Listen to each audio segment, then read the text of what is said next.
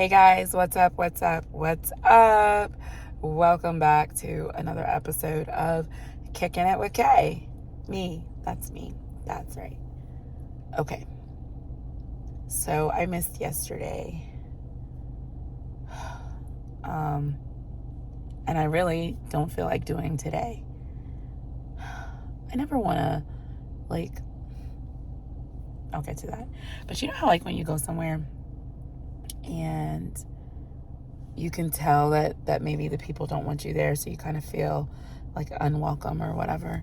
I don't ever want you guys to feel like that. I'm so glad that you're here.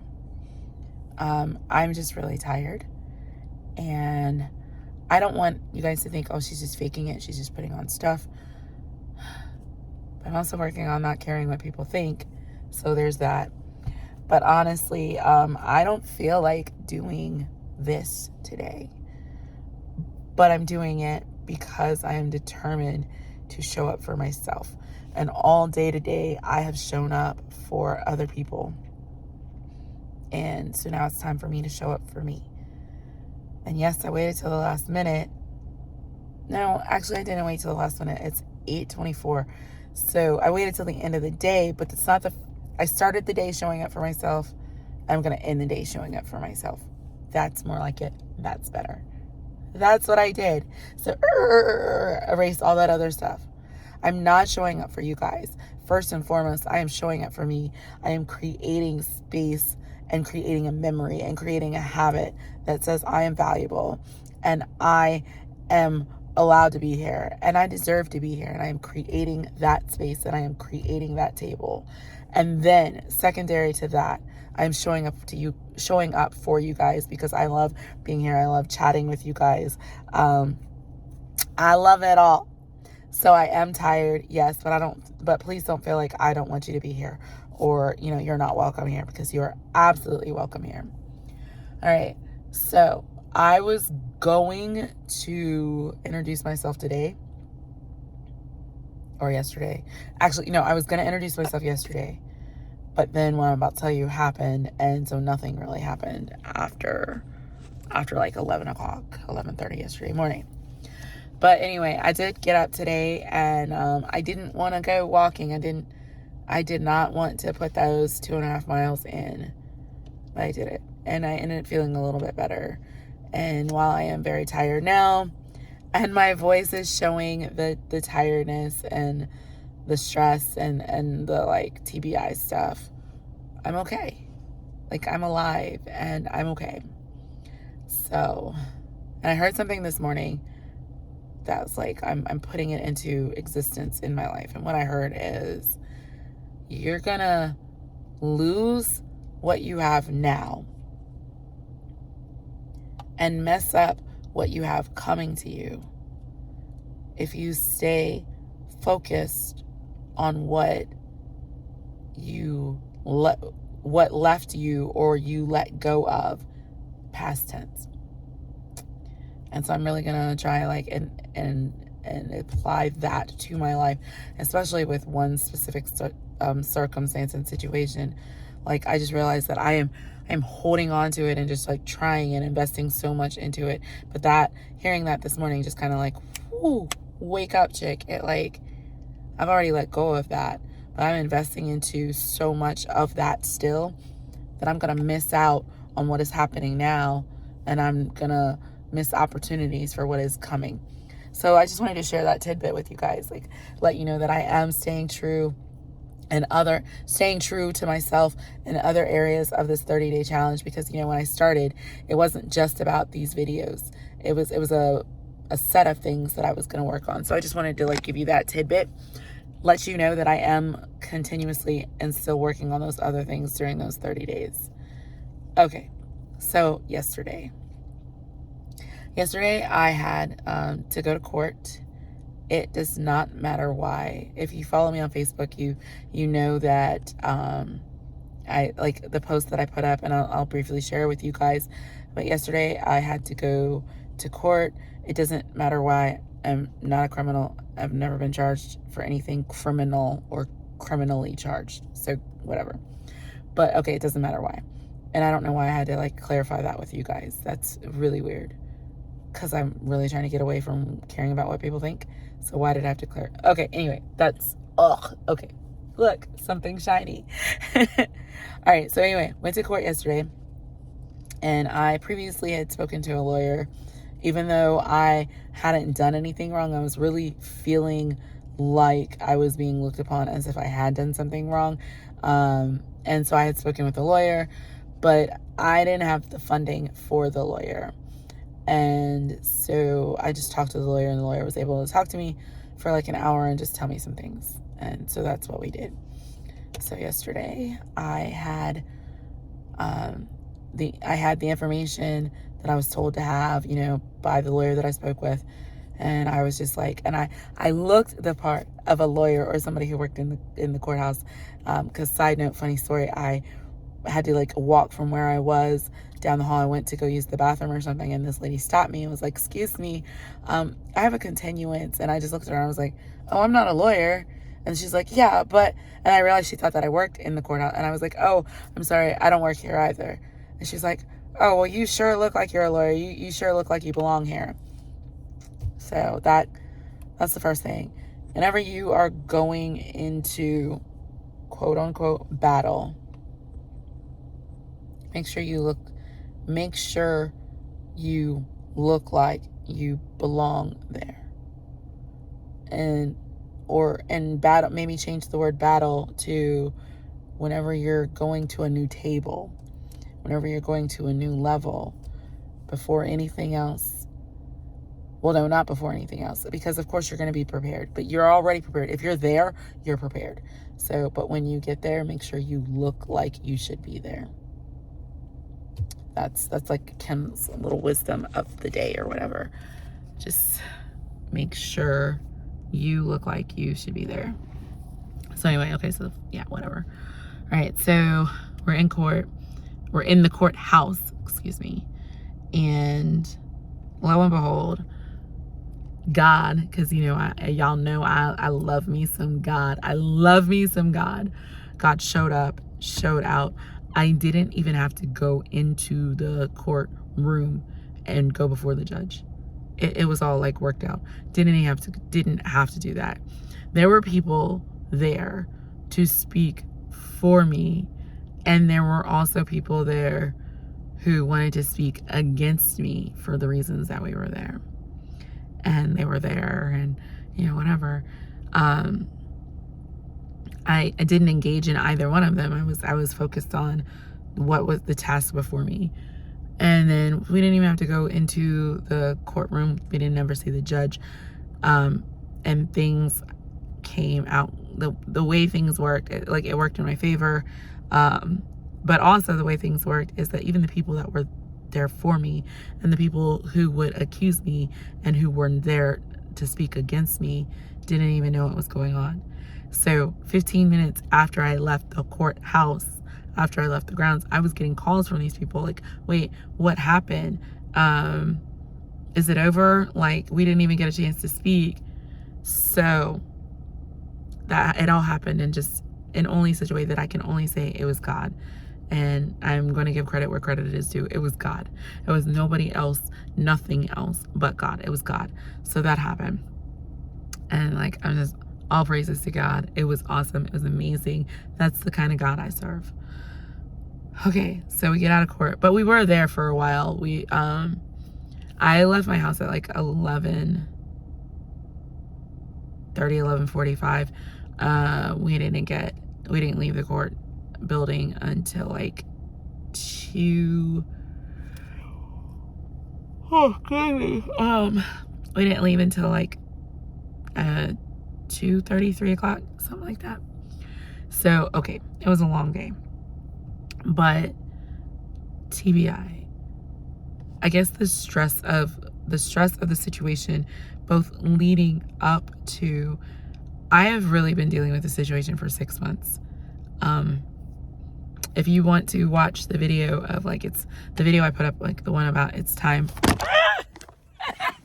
Oh my gosh, I'm always doing something like that. Sorry. Okay, sorry. I'm always doing something like that. Oh my God. Maybe I should just be The channel from now on is But okay, if you want to watch the video, it's time to move on. You can, but from that video, from a little bit before that video, I've been dealing with this situation. So the stress of it all, and then the anxiety, and then I have a TBI, which means I have a traumatic brain injury. So I wasn't planning on telling you guys how I got the TBI, but you know, whatever. I don't care. I'm not hiding anything anymore. So I got a TBI because my oldest child has some severe mental health issues. And when she was 15 and pregnant, she was taken off. Okay. So when she was 15 and pregnant, and she was taken off of all of her mental health medicines. And during that time, she came after me. And I'm told that she beat me. She went into a mental health rage. So if you work with mental health clients, then you understand that a mental health rage is it's a doozy. It's like it gives the person superhuman strength. And she went into a mental health rage, and I don't remember the start of the situation, like why, but I do remember I had back then I was running. I had went for my run, and the kids had walked across the street and got a breakfast pizza from Martin's, and there was like something to do with her phone, but I honestly don't remember. I don't remember the moments that happened right before this, but I remember I was walking out of the room that she was in, so I had my back to her, and she came after me. She attacked me, and she started punching me in the back of my head. And I'm told that she punched me in the same spot in the back of my head anywhere from 50 to 70 times. And then at some point during this incident, my back wasn't to her, my head, like she wasn't able to punch my head anymore. But I was facing her, and she kicked me, and when she kicked me, I went backwards. My head went backwards into the corner of her dresser, hitting the same place that she had been hitting. So anyway, so I ended up with a concussion, and that isn't that lovely, because I still had to deal with her who had these mental health issues. And so during the course of that week, it escalated again and again and again. And I honestly, I don't remember the details of how it escalated, but I remember there was one time where she was threatening to put like my head through a mirror of that same week. And then there was another incident where she finally got accepted to a mental health hospital, and we were signing paperwork, and while we were in the room doing the consult or signing paperwork or whatever, she came after me, or she made threats to come after me or something like that. And the worker pulled me out of the room, or was like pulled me up and was trying to push me out of the room. And as that worker was pushing me in the room, guess what? Boom. I hit my head on the door jamb. This is like the perfect storm, if ever there was a perfect storm. So, okay. So from there, and I already had a concussion, but so from there, I don't know how I did these things, but I left from there and I went to work, because I was working at a department store, a clothing store at the time. I was one of the managers, and they thought that I was drunk because of the way that I was acting, and it just got like progressively worse. And then they told me to leave and like go home. Apparently, like I was crying, like I just could not get it together. And I was driving, and I don't know. I don't remember if I pulled over or if I got to the hospital or if I went home. I don't remember. But yeah. I remember calling my mom and just like crying and telling her I didn't know what was going on. Like I didn't know what was going on. But what I didn't realize was at the same time that the stuff that I do remember was going on was that my speech was changing. And I was stuttering and not getting full thoughts out. And yeah. Yeah. And I remember being in the emergency room. And I remember them saying stuff about my brain had swelled. They thought my brain had swelled, and then they like checked, and then it like gone down, and then they thought it was swelling again, and it had gone down. I remember them talking about putting I think it's called a shunt, like to drain fluid off of my brain. But God, because they never actually had to do that. So yeah, they said things like I might not have a normal life ever again, that I may not be able to do normal functions ever again. Yeah, those are the kinds of things that they said. So anyway, I could not at the beginning do normal things.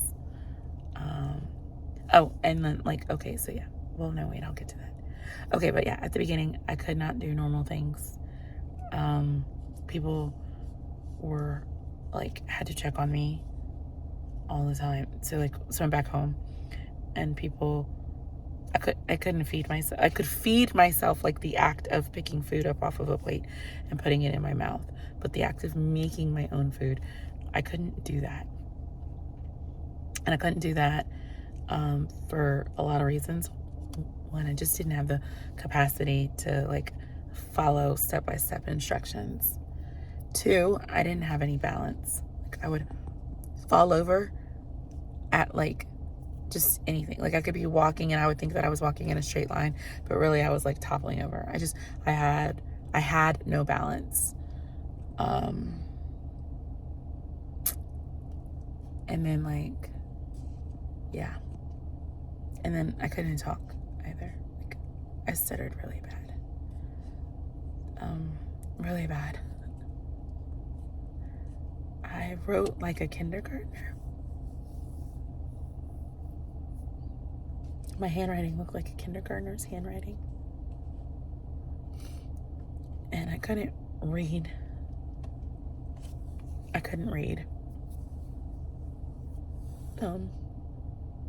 Yeah.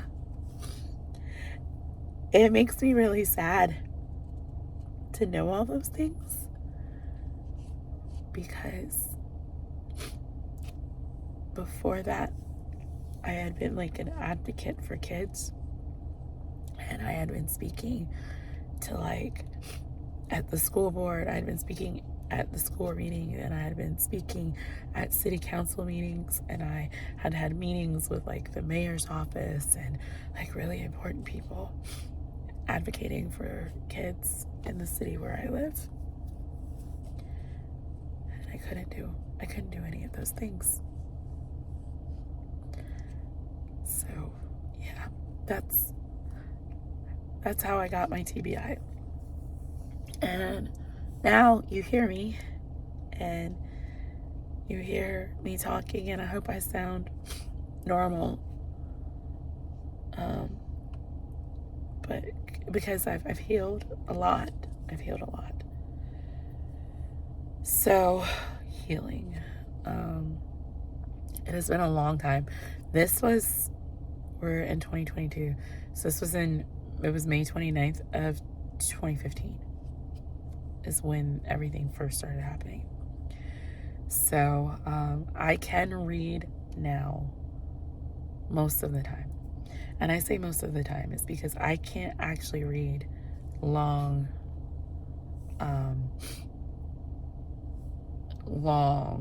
things that are just like that. Like a book, I can read a book as long as it's spaced, like the spacing it's not scrunched together. But like when you're just writing me something, or like stuff on Facebook, a lot of stuff on Facebook I can't read because it's just all like together, and it's like, so the information is overwhelming. My brain can't process it. Yeah, so there's that.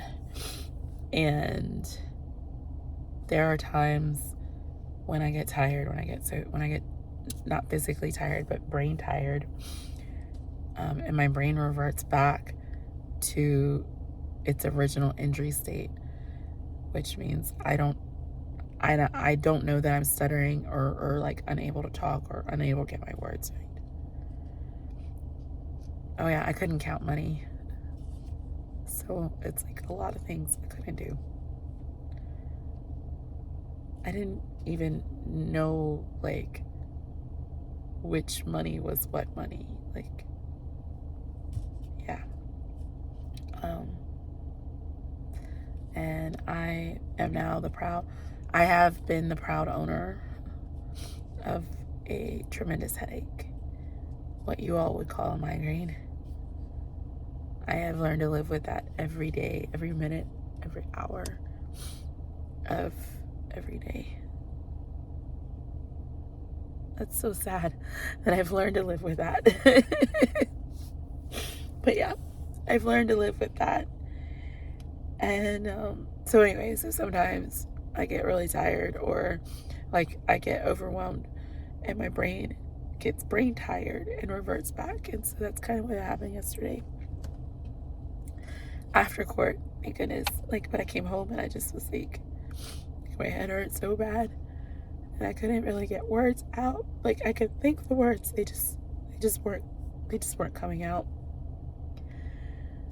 And it's been a really long time since I've had like a really bad episode like that. Oh yeah. So that's why I didn't do a video yesterday, and I'm not telling you guys this story so that you'll feel sorry for me, because this journey that I'm on, these 30 days of consistency in posting, they're for me. They're for me. But I want you guys to know, like, I want to be real with you guys. So yeah, so mental health is real. Like, it's real. And we need to have conversations about it. And people need to know that you can love somebody who has mental health problems or issues or whatever, but you can't fix them. You can't pray mental health away, and you can't help them if they don't want to be helped. So yeah. But anyway, so yeah.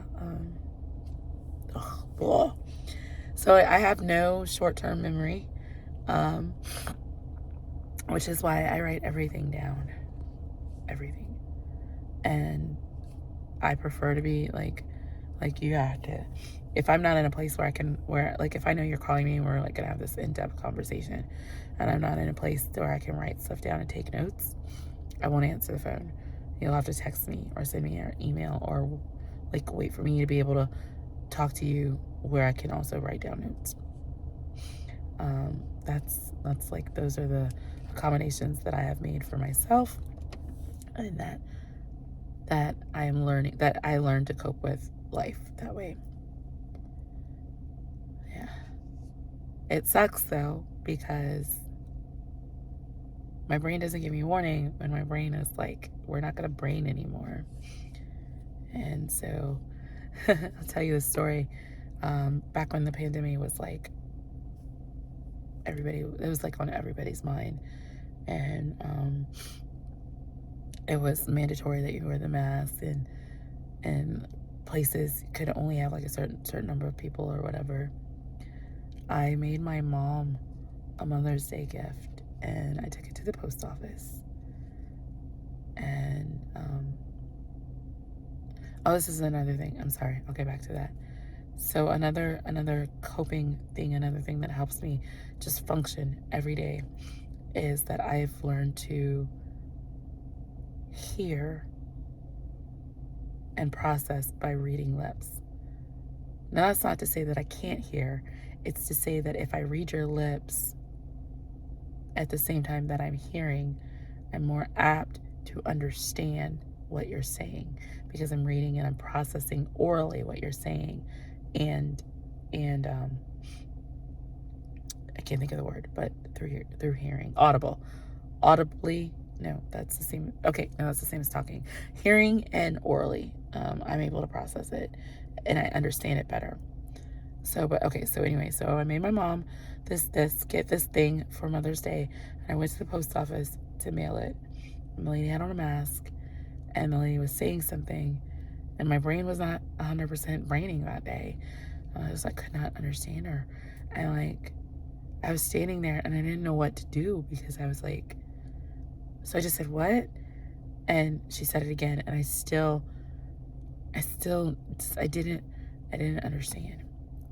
And I was like, so then after I said what again, she repeated again. And I was like, I'm sorry, I just don't know what you're saying. And then she yelled at me. And I just felt really like stupid. I felt really stupid because I didn't understand her. So yeah, a lot of times I'll say what a couple of times. If I say it to you, it's because I'm trying to really understand what you said, and not like take it apart and understand, but just to understand what you said. And maybe if I say it, maybe just turn and look at me so I can actually read your lips as you speak. But yeah, so yeah, that's the story of how I got my TBI. That's the reason why I didn't come on yesterday. Or not come on, but do a video yesterday. It's the reason that I'm really tired today. Because I don't know if you guys realize this, but like thinking and braining, it's strenuous work. It's strenuous work. And like strenuous work. It's hard. It's hard.